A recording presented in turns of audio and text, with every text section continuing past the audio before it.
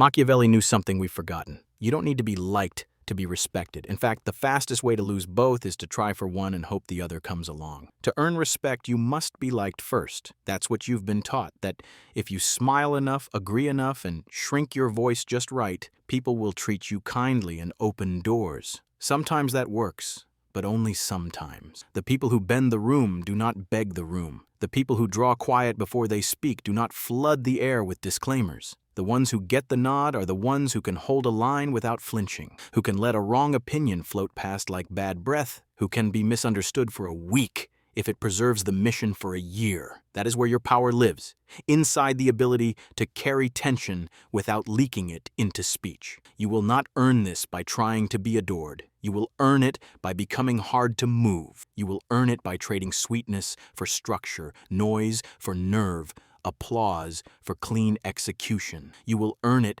by refusing to answer questions that put your worth on trial. And you will discover that when you stop auctioning your integrity for claps, you start getting the only currency that matters: respect and submission in the moments that decide outcomes. This is not cruelty. It is adult gravity. It is the calm of a person who knows what they are building and has no interest in renting out their spine for a standing ovation. It is not about being feared for sport. It is about being expensive to move. People respect a cost. People pause when a cost is present. Your job is to put a cost on being careless with you. Your posture is the bill. Your calendar is the bill. Your sentences are the bill. Your refusal to narrate your goodness on demand is the bill, and that bill is paid in the currency of quiet compliance around you. This is not theater for its own sake. It is the discipline of commanding a frame. Your posture is the story your choices tell, even when you do not speak. People pour out their inner weather to win favor. They turn themselves into an open window and then act surprised when flies arrive.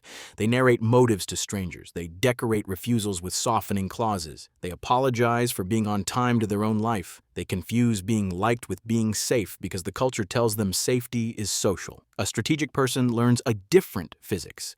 They practice frame control, which is the art of deciding what the moment means. When you hold the frame, you decide whether a jab is a joke, a demand is a request, and a delay is a plan. You do this without a speech. You do it with pace, with posture, with a face that does not flinch at small storms. You do it by refusing to sell more information than the situation requires. You treat your voice as a precision tool and your silence as a lever. You walk into a room with your shoulders settled and your attention wide. You do not narrate your right to be there. You act as if you already are. The average person tries to warm up the room for themselves. The strategic person lets the room warm up to their temperature. They do not adjust to jokes tossed like hooks. They do not twist themselves into new shapes to be understood from every angle. They assume that the people who matter can read a straight line. They accept that the people who cannot will edit them into whatever story serves their needs. And they refuse to audition for that part. The average person thinks likability is the lockpick. The strategic person knows steadiness is the key. Likability begs, steadiness bills. Likability is loud, steadiness compels. Likability asks, "Am I okay with you?" Steadiness says, "I am okay." And here is the plan. Silence becomes your first tool. Most people speak to soothe their anxiety, not to serve the mission. They interpret a pause as a threat and try to fill it with noise. But a pause can be a weapon when carried by a composed body. The person who explains first is already bending. The person who remains still forces others to fill in blanks they would rather avoid. The mind can't stand empty space and rushes to supply one. And if your presence is grounded, the mind assumes substance. This is not about playing coy. It is about refusing to turn the moment into a courtroom where you stand as defendant. You are not on trial. You are not obligated to confess your motives every hour to reassure the insecure. You are not a public utility. When you sense the familiar tug to justify, put it on a leash. Let the moment breathe and watch the room adjust itself around your stillness. The aggressive will overextend and reveal their hand. The anxious will overshare the exact leverage you need to keep the work clean. The majority will take their cue and settle. Silence is power when the body under it is steady and the history behind it is clear. Your quiet gains weight when your delivery gains weight. If your calendar is chaos, your quiet is empty. If your calendar is disciplined, your quiet is a verdict. Calm is the second tool, and it is not an emotion. It is a discipline. Think of the pilot who lands the plane with a single sentence. Think of the judge who waits for the room to come to them. Think of the surgeon whose hands do not shake because the hands have practiced not shaking for years. you can cultivate that calm. Breathe slower than the room. Move slower than the room. Decide slower than your impulses and faster than the crowd. Distance is a message. Delay is a message. Distance says you are not available to be pulled off the mission by someone else's anxiety. Delay says you will not rush the gate for optics and wreck the result. These are not tricks. They are signals of a person who refuses to be drafted into an emergency that does not exist. When you hold that tempo long enough, people move around your cadence. And the ones who cannot either evolve or exit, you will be called cold for doing this. Fine, you are not a heater. You are a builder. Builders know that temperature control is part of the craft. The world will reward the heat of your output, not the heat of your panic. If that sounds like theater, consult the Prince and notice what it actually argues. It is not a manual for cruelty. It is a manual for rule. Rule is rooted in perception, and perception is shaped by consistent signals. A ruler who panics trains the city to hoard.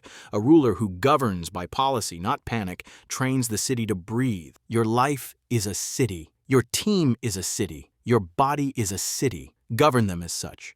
Set rhythms. Keep your face still when the crowd shouts. Make your responses legible without being a public diary. Reward the right behavior and starve the wrong. Do not confuse mercy with self-betrayal. Do not confuse generosity with unlimited access. You are not obligated to be everywhere at once to be good. In fact, you will be better, kinder, and more useful when you are selective. People do not follow certainty because it flatters them. They follow it because it saves them time. You become a time saver by being predictable in the best way, clear, even, and unwilling to plead. Power is not about being understood. It is about being obeyed by reality. You can be crystal clear and still be ignored if your frame is weak. You can be economical with words and still direct the room if your frame is strong. So you stop trading paragraphs for respect. You trade outcomes for respect. You deliver on time. You deliver without drama. You deliver without asking for a cookie. You become the person who can speak lightly because their track record roars. Then your minimal sentence lands like a gavel. Not because you shouted, but because everyone has learned that your sentences match your calendar. The talkers perform credibility. You practice it. The talkers get applause. You get the signature. The talkers trend. You build. And when the heat rises, they look to you not because they love you, but because you are the one who moves the needle. People will accuse you of being aloof. Let them. The same people call you needy the week you over-explain. Their labels are weather. Your stance is climate. You are building a strong reputation, which is not a collage of compliments, but a force field of predictable boundaries. A strong reputation is the whisper that travels ahead of you. Do not waste their time. Do not test their line. Do not expect them to justify themselves for sport. You earn it by being the same on Tuesday as you were on Friday, by refusing to wobble for applause, by making your yes mean yes and your no mean no without a costume change. This reputation does not require fame. It requires consistent fidelity to your own rules. When you become that consistent, people self-censor before they reach your door. They choose their tone. They rehearse their ask. They put numbers to their claim. They understand that if they cannot make the case to themselves, they cannot make it to you. You did not threaten. You simply stood. Standing is more persuasive than pleading, and it is more durable than charm. It is easy to say, do not explain, harder to live it under fire. The nervous system wants to plead. Your job is to train it otherwise. Prepare phrases that end spirals. That's inaccurate. I don't discuss that. That timeline will not hold. We'll circle back next quarter. These are short answers that carry weight precisely because they do not beg. You are not obligated to publish your interior life every time someone knocks. You are allowed to be brief. You are allowed to be finished. You are allowed to walk away. These are not acts of hostility. They are acts of stewardship. You are responsible for your time, your focus, and your sleep. Protect them with sentences that fit in one breath. If the other person wants a show, they will have to buy a ticket elsewhere. Make receipts your quiet ally. Document decisions, agreements, and deliverables, not to win online arguments, but to keep yourself precise. Precision starves gossip. When accusations appear, facts sit heavy in the middle of the table while you remain light in your chair. You do not perform your innocence. You present the record and return to work. If the situation truly requires a response, give one. Give it cleanly, and then step out of the arena. If it does not, do not give it life. Every word you feed to noise is a word you steal from your craft. You are building a body of work that will still be speaking when today's critics have changed wardrobes 3 times. Let that work do your talking. Let the invoices and deliveries and shipped versions and steady mornings testify. This composure does not stop at the office door. In private life, love can become a theater of unspoken hostage exchanges, and you are tempted to pay with confession. Refuse that ransom. You can be loving and still refuse to be emotionally managed. You can sit with someone's storm and decline to become the umbrella. You can say no without bruising your own mouth. You can say later without writing a novel about why. You can leave a conversation when it turns into an ambush and return when it becomes a dialogue. The people who truly love you will learn your rhythm and respect it. The ones who love the version of you that could be guilted into anything will mourn the loss of their favorite lever. Let them mourn. You are not a lever. You are a life. Apply the same stance online. Comment sections are designed to harvest your focus. You do not owe strangers your pulse. Post like a builder, not like a debater. Share results and move. If you must say something in response to noise, say it once and then disappear. Your absence will say what your paragraphs never could. The crowd does not remember who shouted. The crowd remembers who shipped. When your portfolio is the loudest voice in the room finds its manners. What about the accusation that this is all manipulation? It is not. It is curation. If you do not curate your image, someone else will curate it for you, and their edit will never serve your mission. You are not lying. You are choosing signal over static. You are not pretending to be calm. You are practicing calm until it is honest. Authenticity is not confession. Authenticity is congruence between what you believe, what you choose, and what you show. It is a private oath kept in public. When that oath is kept consistently, people experience you as simple in the deepest sense. Clean lines, clear commitments, little theater. They may or may not like it. They will respect it because it makes their world easier to navigate. In negotiations, respect arrives when you stop negotiating yourself. Do not discount because someone made a face. Do not extend scope because someone flattered you. Do not rush because someone pretended urgency. Put the offer on the table and stop talking. Let the other side feel the weight of exactness. If they walk, they were not buyers. They were spectators. If they stay, you will work with eyes open. Either result is a win because you stayed loyal to your standards. Standards are a shield you hold for your future self. Every time you drop it for convenience, you teach the world that future you can be taxed without consent. Start sending the bill to the right address. Make your standard the price of admission, not a museum piece you drag out for special tours. Bring posture into your body. The spine does not lie. Shoulders down, breath low, eyes steady, hands still. Feet grounded. When you ask a question, let the silence afterward ripen. People rush to fill ripe silence with their truth. When someone postures, tilt your chin a fraction lower and let them run out of performance inches from a calm face. When someone gossips, remove your attention the way a king removes permission. Do not fidget with your phone. Do not rehearse your rebuttal in visible micro-expressions. Simplicity in the body communicates authority faster than any speech. You do not need to be large to take up space. You need to be aligned. Your schedule is also part of your presence. Guard mornings for important work. Bundle shallow tasks into tight windows. Refuse meetings that exist to manufacture the illusion of progress. Normalize answering messages at a cadence that suits you, not a cadence set by someone else's anxiety. People will adjust. They always adjust to the person who is consistent. The ones who cannot adjust will deselect themselves, and that is a feature, not a bug. You want a life that filters for alignment without you having to argue. As this posture takes root, your circle will change. Some will call you distant, some will call you clear. The labels are unimportant, the results are. You will find that the work moves faster because the drama drains away. You will find that your mind is less crowded. You will find that invitations become cleaner because messy people prefer messier rooms. You will find that opportunities find you because opportunity scans for adults. None of this requires fame.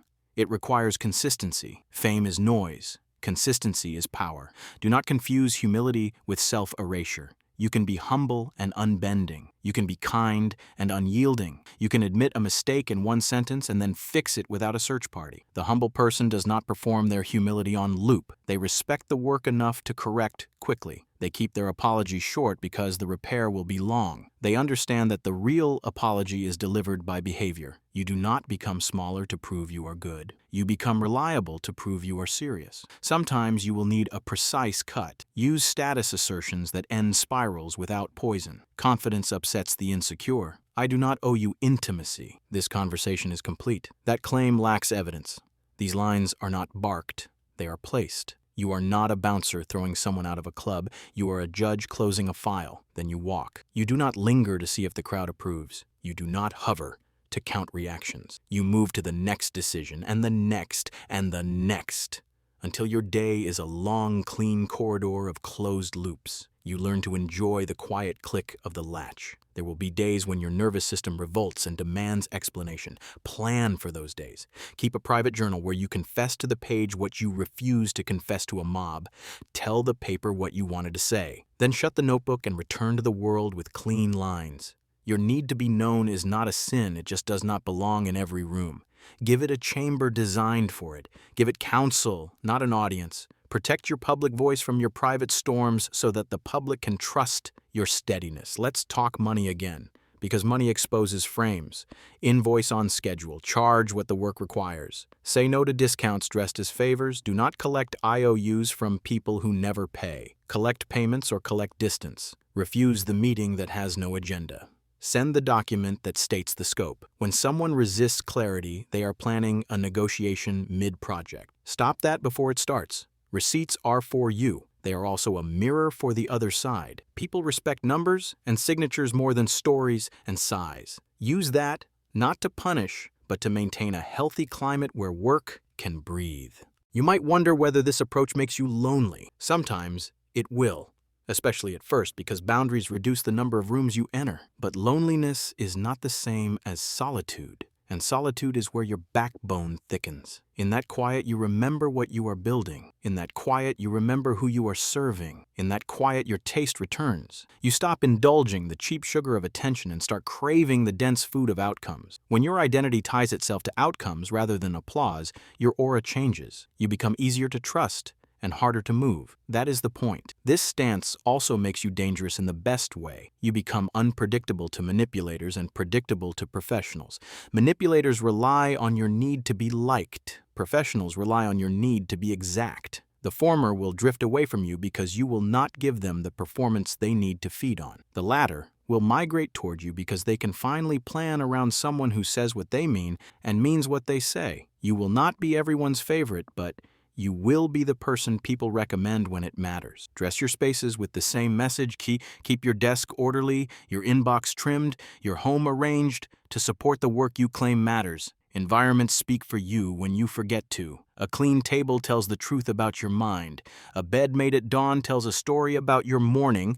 Even if you never mention your routine, the details matter because they rescue you from the need to advertise. When your life is legible to yourself, you do not crave being legible to everyone else. There is a principle you can test today. Choose one interaction and refuse to chase approval inside it. If you are in a meeting, hold your comments until the end and deliver a conclusion with the next step. If you are in a social setting, let a teasing remark pass into the floorboards without offering a laugh track. If you answer a message, give the minimum required to move the work. Notice the wave of discomfort rise and fall within you without buying its story. Discomfort is not danger. It is a bell that rings when you are leaving an old habit. Keep walking. Your posture will be misread as hostility by those who confuse access with love.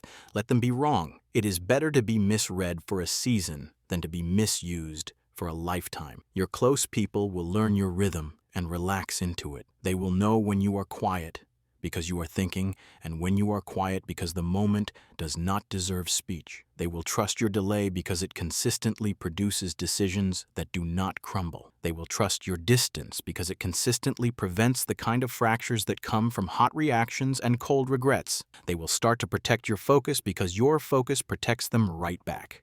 In the end, the paradox sings the loudest. The less you strive to be liked, the more solid the respect you earn, and the more some people like you anyway, not because you tried for it, but because stability is attractive and rare. People attach to what steadies them. They orient around a body that is not frantic. They align with the person who insists on the standards and on lives by them.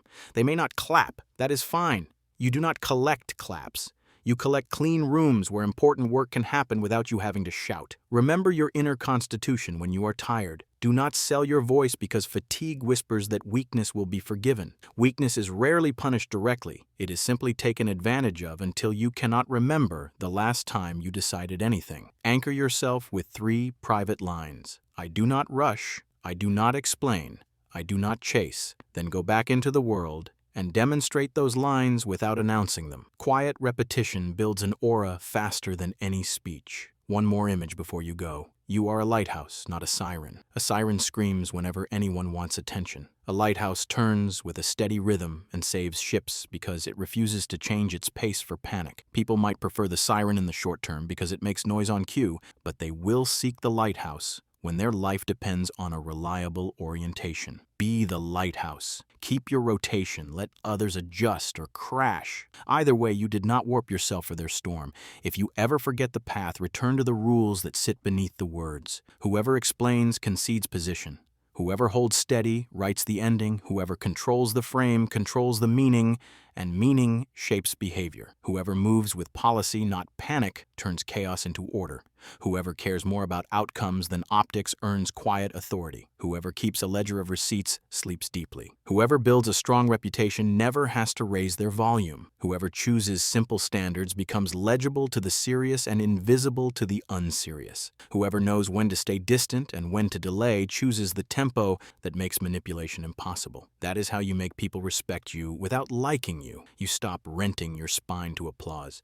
You stop flooding the room with confession to be seen as good. You replace performance with position, noise with structure, pleasing with decisions. You choose distance when presence would be cheap. You choose delay when speed would be sloppy. You choose the standards that make yes and no expensive and clear. You keep your calendar clean, your voice spare, your breath slow. You refuse the old currency of constant explanation and adopt the new currency of consistent delivery. You quit the theater and become the person who ends things. You do not seek crisis, you erase it by acting early. You do not chase rumors, you make them boring with facts. You do not argue your value, you invoice it. You do not ask to be a favorite, you choose to be a reliable line in a world that keeps smudging. The room will learn. Not because you preached, but because you demonstrated. They will adjust themselves around your stillness. When that becomes your baseline, you will notice the world negotiating with your edges instead of your nerves. Invitations will arrive with clearer terms. Deadlines will meet you respectfully. Gossip will die quickly in your presence. Even enemies will lower their eyes first, not because you spooked them, but because you made drama unprofitable. People will live with the small discomfort of not being able to read you completely because the larger comfort of being able to rely on you is more valuable. You will not become a statue. You will become a standard.